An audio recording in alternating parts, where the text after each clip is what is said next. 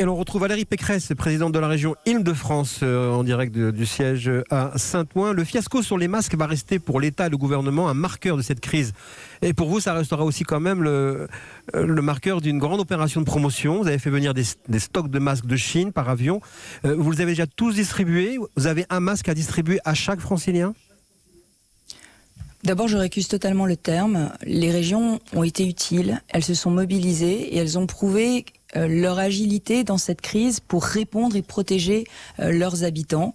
Nous avons commandé effectivement des masques dès que l'État nous a autorisé à le faire.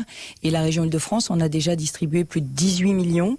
Elle en a distribué à l'Agence régionale de santé, pour les hôpitaux et pour les EHPAD, pour les personnels soignants, les médecins, pour les malades dans les pharmacies. Elle en a distribué aux mairies, aux départements, elle en a distribué aux associations humanitaires et depuis quelques semaines, elle en distribue à tous ceux qui aujourd'hui au quotidien continuent de faire fonctionner le pays et doivent se déplacer. Parce que je le dis et je le recommande très fortement, il faut désormais en Île-de-France porter des masques dans l'espace public et pouvoir s'en procurer. Ce sont des masques lavables et qu'on peut réutiliser parce qu'effectivement il faut plusieurs masques par jour pour des familles, ça coûte aussi, ça a un coût. Dans quelle mesure aussi faut-il pas continuer à les aider sur l'ensemble de ce déconfinement ? Alors, les masques qui ont été fournis par la région pendant cette crise sont des masques chirurgicaux. Pourquoi ? Parce que nous étions en épidémie virulente. Ces masques chirurgicaux étaient des masques qui étaient destinés au personnel soignant, au personnel en lien, en risque de contact avec l'épidémie.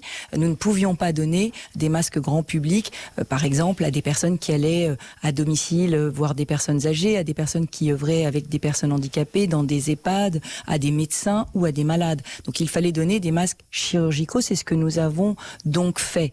Là, Île-de-France Mobilité, que je préside, l'autorité organisatrice des transports, va, elle, pour les transports en commun, donner un masque tissu, lavable plus de 20 fois, à tous les abonnés Navigo, de façon à leur donner, là encore, à leur mettre le pied à l'étrier. On va rentrer dans un monde où tout le monde va devoir acheter ces masques.